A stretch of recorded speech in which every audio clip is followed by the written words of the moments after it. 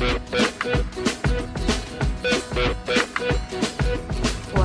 I met you, I didn't know what to do. I was tired, I was hungry, I fight. Now I'm away, I ride home every day, and I see you on the TV at night. Bonjour à tous, Avis de Tendance, c'est l'émission qui rafraîchit les idées, de la mode, du design, de la gastronomie, des voyages, de l'évasion, bref, 26 minutes entièrement dédiées au lifestyle. Et aujourd'hui, j'ai la grande chance de recevoir une jeune chanteuse, finaliste de la première saison de The Voice. Elle s'appelle Ophélie Moisan, vous la connaissez mieux sous le nom de Ali, et elle vient de sortir son premier album, un album très réussi, baptisé Alphabet. Elle vient chez nous faire partager son univers envoûtant. Ah ben justement, la voilà. Bonjour Ali. Bonjour. Comment ça va? Je vais extrêmement bien. Ah, merci d'avoir accepté notre invitation, on est super contents de vous recevoir. Je vous propose de poser votre petit sac ici. Je vous sers un truc à boire? Alors, je veux bien un thé. Un thé? Je vous laisse vous installer dans la pièce, j'arrive tout de suite, je vous le prépare. Merci. Ça va bien? Oui, très Oui. très bien. Hop, Je suis raccord avec le tapis. hop, voilà. Ça, on en parlera tout à l'heure avec Oscar. Voilà. Ah, super. Bon, Merci. on est prête à attaquer? Oui. Allez, c'est parti. Bon, alors, comment je vous appelle aujourd'hui? Ophélie ou Ali? Ali, Je vous appelle Ali. D'accord. Ali, c'est votre personnage. c'est ça. Expliquez-moi, parce que j'ai lu que à l'époque où toutes les petites filles tenaient un carnet intime, vous teniez un carnet noir, et que Ali, c'était une contraction de deux mots. Dites-moi tout. Alors oui, c'est Alceste Iphorite. Et Iphorite, c'est la contraction de hypocrite et d'heureux. Ali, c'est tout ce que vous n'êtes pas au quotidien? Un peu, oui. Oui. C'est ce que j'aimerais être, en fait. Donc revenons à votre parcours. À 17 ans, vous décidez de vous présenter aux auditions de The Voice. Mais alors pourquoi? Je me suis pas présentée, en fait. On m'a repérée un peu... C'était un coup de chance parce que je postais quelques vidéos sur Internet et c'était plutôt improbable qu'on tombe dessus parce qu'il y avait à peu près 3 vues sur la vidéo. Et Monsieur Bruno Berberès, qui est un peu le casteur de tout plein d'émissions, de tout plein de choses, est tombé sur la vidéo. Donc c'est déjà la preuve qu'il fait bien son travail. Oui, parce qu'il a repéré. Voilà. Et ensuite, on m'a invitée à venir passer le casting. Alors comment ça fait du jour au lendemain de passer de l'ombre à la lumière? C'est pas... En fait, oui, c'est vrai que c'est du jour au lendemain parce que c'est assez immédiat comme sentiment. Moi, je suis arrivée là, sur cette émission en me disant que c'était vraiment un concert géant parce que je suis pas très familière avec la télévision. Je l'ai pas chez moi, donc j'ai pas vraiment réalisé l'impact avant de le faire. Donc tout de suite, en rentrant, j'ai vu que c'était une ampleur un peu trop énorme. C'était bizarre, mais au final, c'est plutôt agréable. Et alors 2 ans après, vous sortez votre premier album. Vous avez pris le temps? Oui. Vous aviez besoin de maturer, de rencontrer les bonnes personnes? Oui, j'avais pas envie de me tromper, j'avais pas envie que ça me ressemble pas. Alors comment se sont fait les rencontres avec Mickey 3D par exemple, ou, puisqu'il a participé largement à l'album? Comment ça s'est fait? Alors on s'est rencontrés avec un décalage parce que j'ai d'abord reçu les musiques qu'ils avaient écrites pour moi, que ce soit Michael Furnon, que ce soit Phil Baron, voilà, Lilywood and the Prick. Prick, mon Dieu, désolée. Oui. S'il y a des Anglais qui regardent, je suis désolée. Donc oui, j'ai reçu les musiques et j'ai été vachement étonnée. J'ai reçu des textes de Michael Furnon qui m'ont beaucoup touchée parce que je me suis dit, bon, il sait vraiment où je veux en venir, il sait ce que je ressens par rapport au monde et ce que j'ai envie de dire. Et ça m'a fait plaisir qu'on puisse me comprendre en quelques minutes sur une télé. Alors le premier single, c'est Tous seuls au monde, avec ce magnifique clip dans la roue. Ça s'est bien passé le tournage, parce que je me dis, il faut pas avoir mal au cœur quand même. Hein. Ça a été? Oui, ça s'est super bien passé. C'était même plutôt agréable de se sentir dans une petite bulle comme ça, qui montait, qui descendait.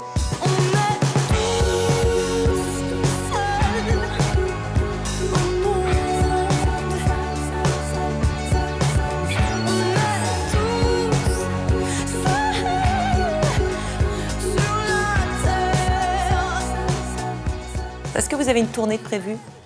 Ça ne saurait tarder. C'est en discussion et je suis vraiment très pressée de chanter sur scène. J'en peux plus. Je boue comme une casserole de pâtes. Alors justement, qui dit tournée dit voyage. Je vais vous emmener à Marseille, qui était la capitale de la culture en 2013. Et je vous propose de découvrir des endroits loin des sentiers battus pour passer un séjour ou dormir. Regardez. Depuis sa position en 2013 de capitale européenne de la culture, Marseille a beaucoup changé et ses hôtels aussi. Maison d'hôtes parmi les œuvres d'art, immersion dans un hôtel insolite et vintage ou ambiance de rêve sous les platanes. Dans lequel vous évaderez-vous? Ouvrez les valises, le voyage commence dans votre chambre. Si vous aimez l'art, direction le Vieux-Port, on arpente quelques ruelles et nous voici dans le petit Montmartre de la cité phocéenne. La maison d'hôtes du Vieux-Panier, qui a juste 5 chambres, affiche les prix d'un hôtel, mais ici, pour 100 € minimum, le petit déjeuner est inclus. Surtout, vous irez dormir avec l'étrange sensation d'être l'invité unique d'une expo de peinture, de graphisme ou de design. Au Vieux-Panier, c'est que chaque chambre est faite par un artiste et ça change tous les ans. Donc l'idée, c'est de dormir dans une œuvre d'art et d'être complètement immergé dans l'univers de chaque artiste. Dans cette chambre, par exemple, l'œuvre occupe la moitié de la pièce. Installez-vous dans le fauteuil et admirez. Thomas Conto est issu du graffiti, ce qui fait partie du courant qu'on appelle graffiturisme. Ici, il faut lever les yeux pour être englobé dans un concept design créé par le collectif Avexiter. Finalement, quand on est voyageur, on voyage dans une ville et ce que je voulais, c'était faire continuer le voyage justement jusque dans la chambre. Les artistes s'adaptent à l'architecture. La peintre Pascale Robert s'est amusée avec chaque recoin de la pièce.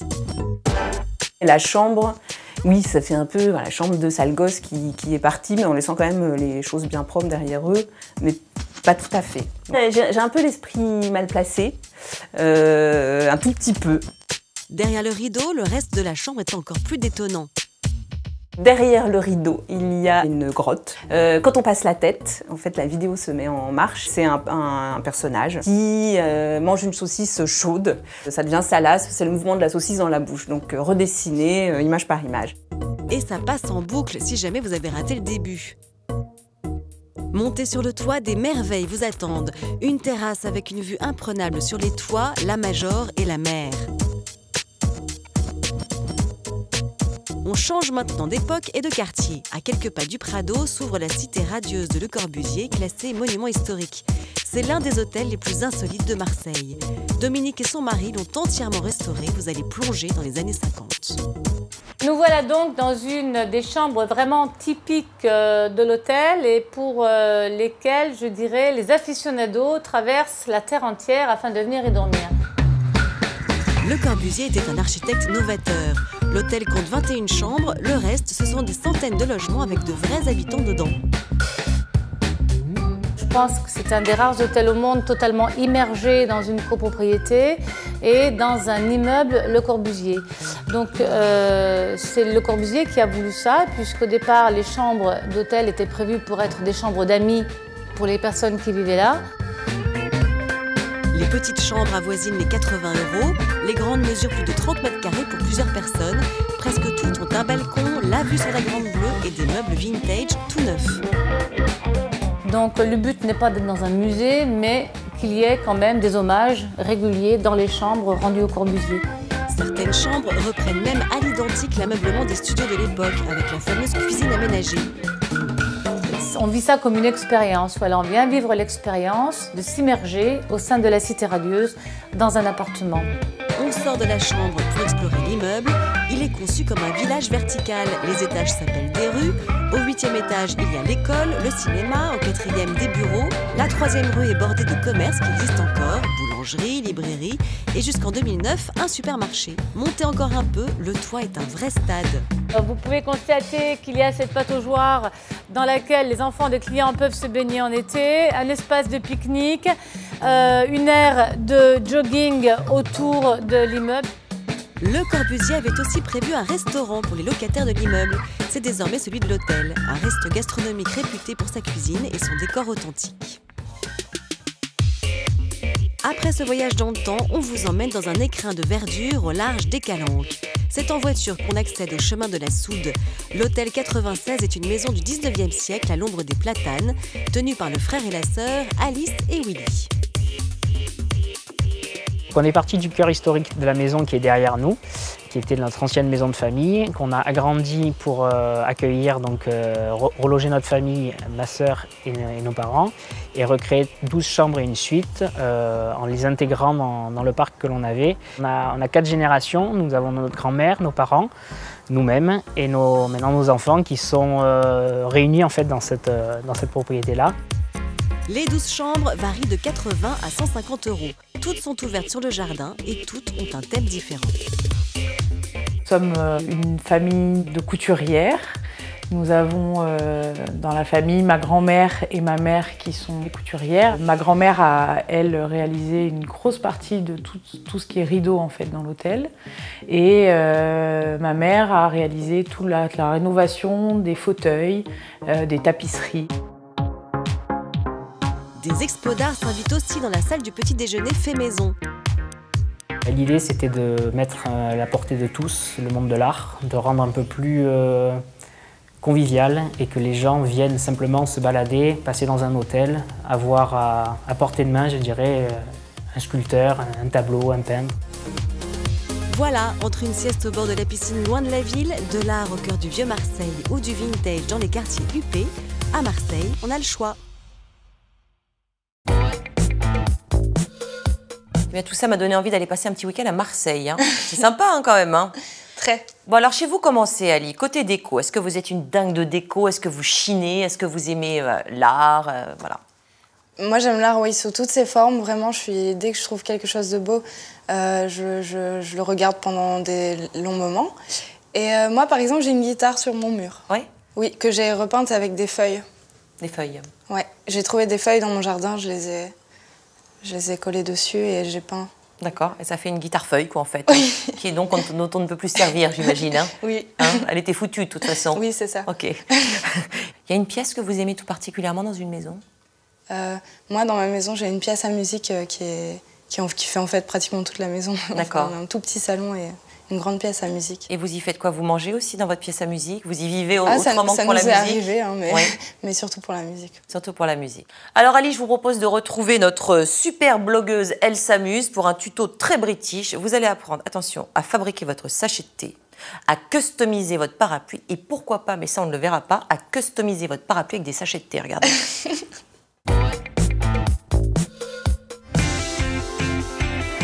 Comme pour n'importe quelle destination, un voyage au Royaume-Uni, ça se prépare. Alors si vous aussi vous aviez prévu de vous rendre sur les terres de la reine Elisabeth II, eh bien c'est votre jour de chance. Car Elsa, notre blogueuse, mais aussi globe-trotteuse, puisque toutes les 2 semaines elle se rend en Picardie, elle nous dévoile ici tous ses secrets afin de réussir un séjour so british. Ah, bah j'allais partir pour Londres. Bon, bah maintenant que vous êtes là, je prendrai le prochain train. Et en attendant, est-ce que ça vous dit que je vous montre comment réaliser mes 2 indispensables pour ce voyage, c'est-à-dire un parapluie pour passer entre les gouttes et ce sachet de thé pour se faire plein d'amis. Oui? Bon bah alors suivez-moi. Commençons sans plus attendre par ce parapluie customisé qui, avec son toit panoramique, vous permettra de profiter de toutes vos excursions bien au soleil. Vous connaissez tous la styliste Stella McCartney, la fille du célèbre chanteur des Beatles. Et bien moi j'adore tout ce qu'elle fait. Du coup je vais faire comme elle et je vais customiser mon parapluie avec des motifs. Pour notre tuto aujourd'hui, il faut absolument que le parapluie soit transparent. Donc en plus de ce parapluie, vous avez besoin de stylos de peinture. Vous avez également besoin d'un motif. Mais Elsa, tu t'es pas trompée là? C'est pas l'ours Paddington ça? Ou alors si c'est lui, ben c'est complètement raté. Bah ça c'est Rilakkuma, un petit personnage japonais que j'aime trop et que je vais emmener avec moi pour visiter Londres. Mais si vous êtes nul en dessin, c'est pas une raison pour être trempé parce que vous auriez trop honte d'ouvrir votre parapluie customisé. Donc pour les plus mauvais, choisissez vos motifs sur internet et imprimez-les. Vous ouvrez votre parapluie, vous prenez votre feuille, vous la positionnez bien en dessous et comme ça on peut commencer à décalquer. Si on impressionnait maintenant nos voisins anglais avec un peu de culture. Saviez-vous que ce drapeau, le drapeau du Royaume-Uni, est composé de 3 croix? La croix de Saint-Georges pour le drapeau anglais, la croix de Saint-André pour les Écossais et la croix de Saint-Patrick pour l'Irlande. Alors maintenant, on va colorier en blanc, mais par le dessous, pour garder les contours bien nets. Et voilà, on a terminé notre premier dessin. Donc maintenant, il suffit de prendre un autre motif et le décalquer un peu plus loin. Et pour ce symbole fort de la bourgeoisie anglaise, ce fameux chapeau melon porté à merveille par Rilakkuma, saviez-vous qu'il avait été à l'origine créé et porté par les paysans qui souhaitaient ainsi remplacer leur chapeau trop mou et fragile? Et voilà, c'est terminé. Maintenant qu'on a fini notre superbe parapluie, on va se faire ces fameux sachets de thé en forme de cœur parce que nous, les Frenchies, on est des romantiques. Vous avez besoin de filtres à café, d'un crayon à papier, de fils, d'une aiguille, d'une paire de ciseaux, de thé et d'une feuille de papier de couleur. On commence par dessiner un cœur sur un filtre à café et on le découpe. Une fois que vous avez vos deux cœurs, il suffit juste de les coudre. Donc on met le fil dans l'aiguille, ça c'est facile, on fait un nœud et c'est parti. On coud mais pas jusqu'au bout. Bah oui, sinon on peut plus mettre le thé.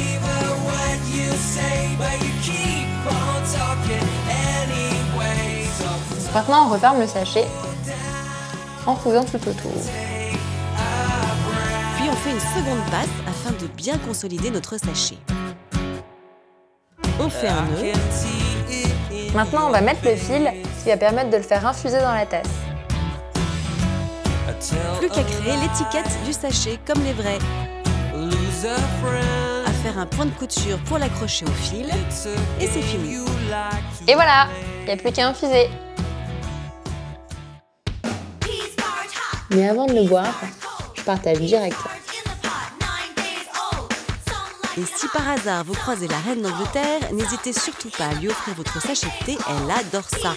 D'ailleurs, pour la petite histoire, sachez qu'à peine montée sur le trône, elle avait exigé un journal et une tasse de thé.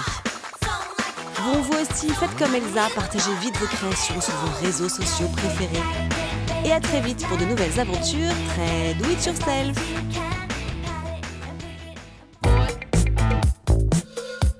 C'est quand même sympa, tous ces petits trucs qu'on peut faire comme ça à la maison. C'est assez facile finalement, on s'en fait une montagne, mais voilà. Bon, alors je voudrais qu'on parle de mode maintenant, Ali, parce que vous avez un univers bien à vous. J'imagine que vous avez un style bien à vous aussi, peut-être avec des créateurs attitrés. Dites-moi tout. Alors, je ne retiens pas vraiment les noms, mais c'est vrai que par exemple, ça, je trouve ça vraiment très joli. Tu vois ? Ouais. Aujourd'hui, vous habillez en robe, vous m'avez dit je fais ma fille. Pourquoi vous êtes rarement en robe ? Oui. Oui. Non, en fait, j'adore les robes, mais quand je dis que je fais la fille, c'est quand je m'apprête jusqu'au visage. Vous faites toute jolie de la tête aux pieds. Voilà. Vous aimez le shopping ?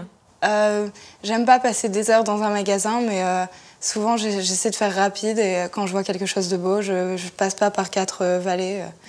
Je prends tout de suite ce qui m'intéresse. Vous essayez.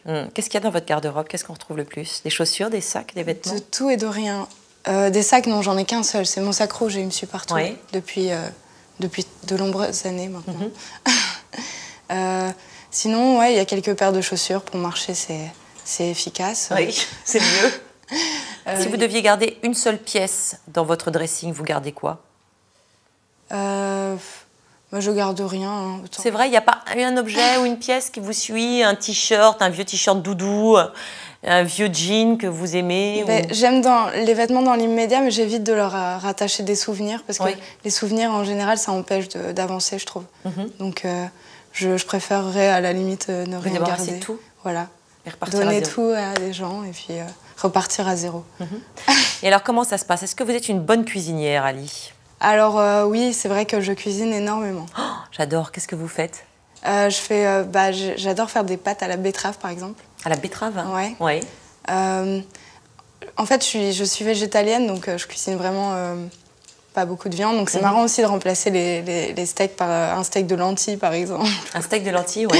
Ouais, je fais beaucoup de choses, vraiment. Bon, alors, rendez-vous pris. La prochaine fois, vous me ferez des pâtes aux betteraves, d'accord ? Ça marche. Tiens, voilà.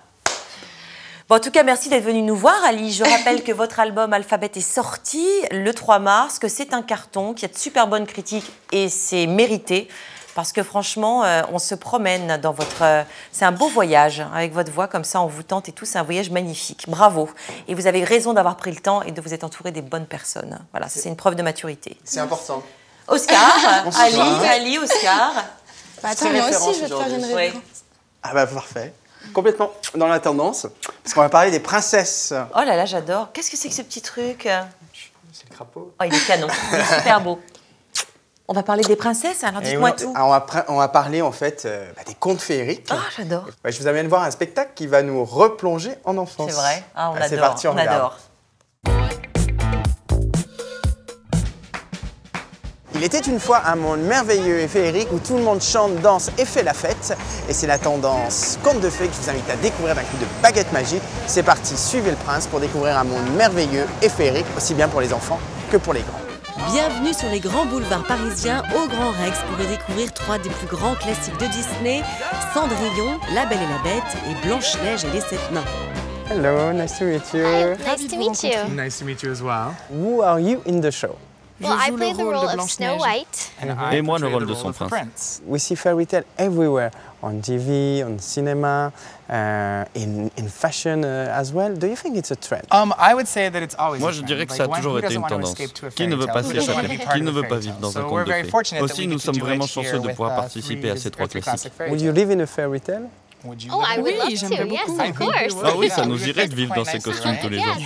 Ça passe tous les jours à Pierre. Thank you very much.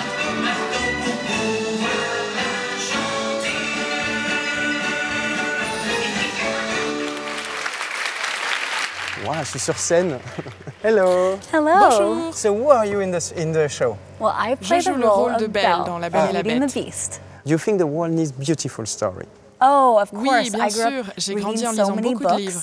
And I think that's really important, and that's one of my favorite things about Belle, is that she's promoting to read, and you dream and you imagine things through books, and that's kind of how you live through them. Thank you very much, and maybe we see another story. Avec plaisir. Alors le conte de fées est partout dans les domaines de l'art de vivre. Bon, vous l'avez vu au cinéma avec Blanche-Neige, La Belle et la Bête, mais aussi on le retrouve sur les podiums avec les derniers défilés et également dans la gastronomie où l'esprit des contes de fées fait fureur. Mais pas de conte de fées sans robe de princesse et costume de prince charmant. Alors entrouvons la porte. Hello. Hello. How are you? Great. Bien, merci. So who are you? Mon nom est Elisabeth, je suis assistante costumière dans le spectacle. Voilà une robe de bal. Wow. Yes, it has a lot Elle est incrustée de diamants noirs aussi. Et elle est constituée de 18 matières différentes. So pretty. Okay. Yeah. I would love to be a princess. Vous voudriez être une princesse? Not today. On va essayer un moment. The jacket. Okay, we'll try. Now we're gonna snap all the... You can see I put on wig. I'm ready to go on stage. You're ready? Okay. Yeah. Si vous êtes prêts, on y va. Why Let's not? go. Okay, let's go.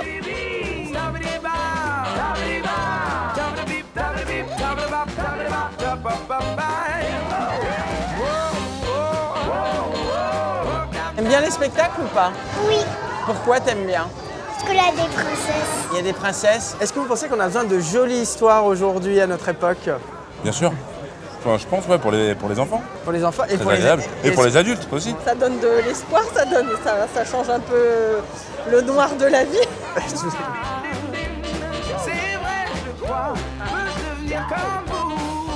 Vous l'aurez compris, on a aujourd'hui besoin de belles histoires pour voyager, nous émerveiller. On a besoin d'un monde doré et magique. Écoutez, moi je m'en vais retrouver d'autres mondes.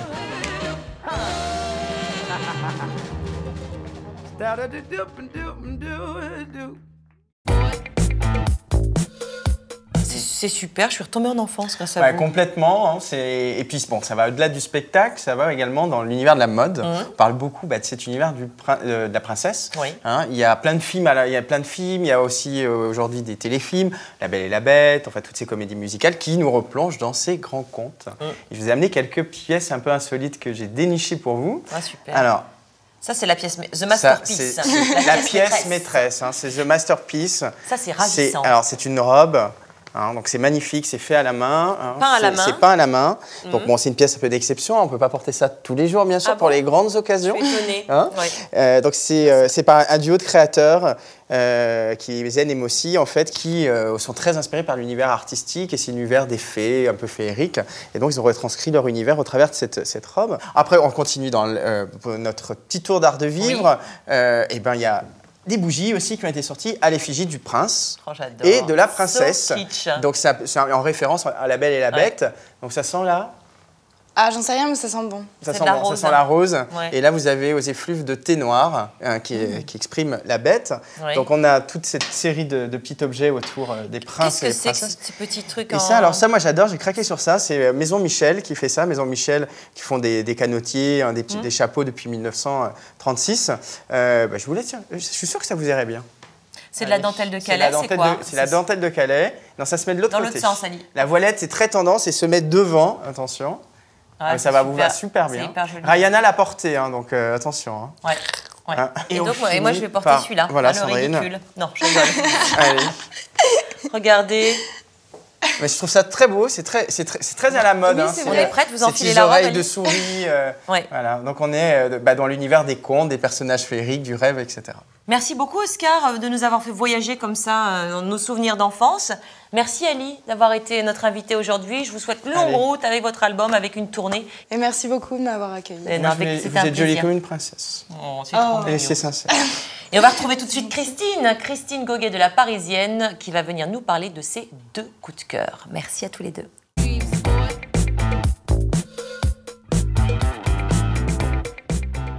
Bonjour Christine. Bonjour Sandrine. Mais que vous êtes belle, que vous êtes en forme. Merci Sandrine, en pleine forme. Et vous? Ah bah super, super. Et je suis très impatiente de découvrir vos coups de cœur. Alors puisqu'on est chez Stilia, je voulais vous parler d'une femme exceptionnelle qui est morte, voilà, 200 ans maintenant, et c'est Joséphine. Oui. Joséphine impératrice qui va être mise à l'honneur au musée du Luxembourg. Qu'est-ce qu'on va y trouver à cette exposition, Christine ? Alors, on va y trouver toutes les passions de Joséphine pour l'art, la culture, les jardins. C'était une séductrice aussi, donc on va pouvoir voir ses portraits par Prudhon. Elle était aussi la veuve Beauharnais, elle a été courtisée par beaucoup de messieurs avant Napoléon. Et c'est tout un siècle qui défile sous nos yeux grâce à Joséphine, qui était l'impératrice la plus populaire des Français, on peut le dire. Alors, c'est quand cette expo ? Alors c'est au musée du Luxembourg et en parallèle au musée de la Malmaison qui lui avait été offert par Napoléon d'ailleurs jusqu'au 29 juin. Donc c'est 19 rue de Vaugirard à Paris 6e. Bon, donc premier coup de cœur, le deuxième. Alors le deuxième coup de cœur, c'est un coup de cœur sur Paris. Paris en 1900, donc c'est en fait le Paris d'avant la Grande Guerre, qui est en fait le Paris de toutes les innovations. L'exposition universelle. Voilà, le Paris technologique, c'est le cinéma, c'est la découverte du cinéma, des salons, des expositions. C'est une période charnière, qui était encore une belle période avant la première période de la guerre et de la Grande Guerre. Cette exposition, qui est formidable, va se passer au Petit Palais. Oui. Donc le Petit Palais, c'est jusqu'au 17 août, et ça s'intitule Paris 1900, la ville spectacle, à ne pas rater. À ne pas louper. Merci beaucoup Christine, je vous retrouve la semaine prochaine. Avec plaisir Sandrine. Quant à nous, je vous propose tout de suite de retrouver mon agenda de la semaine, histoire de ne rien louper du tout. Côté art de vivre, accrochez-vous, cette semaine est pleine d'idées. On commence par un voyage tout là-haut avec l'expo L'état du ciel, un témoignage de l'attention portée par les artistes, les poètes et les philosophes sur les circonstances physiques, morales et politiques de notre monde.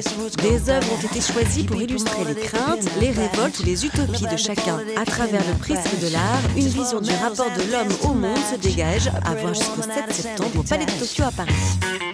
Le lieu à découvrir cette semaine, c'est le resto L'Alchimiste. L'art culinaire italien est mis à l'honneur et décliné sous forme de petites assiettes. Le lieu se veut secret, façon prohibition. Murs en pierre, mobilier ancien suffisent à recréer l'ambiance des années 20. C'est à découvrir à Bordeaux. Côté bouquin, voici épater ses invités quand on n'est pas un chef étoilé. Pour improviser des repas express et gourmands, moderniser les classiques ou sublimer les restes en moins de temps qu'il n'en faut pour le dire, autant de petits secrets empruntés aux grands chefs qui nous sont révélés. C'est aux éditions Pratt. Et notre coup de cœur de la semaine, c'est l'expo Figures et paysages. Des artistes et des œuvres sont rassemblés pour nous questionner sur la vie, la rencontre et les formes d'un lieu. L'architecture et le paysage développés comme des genres autonomes sont ici réunis au point de dessiner un nouveau genre de tableau. À voir au domaine de Kerguéhennec, à Bignan en Bretagne, jusqu'au 25 mai.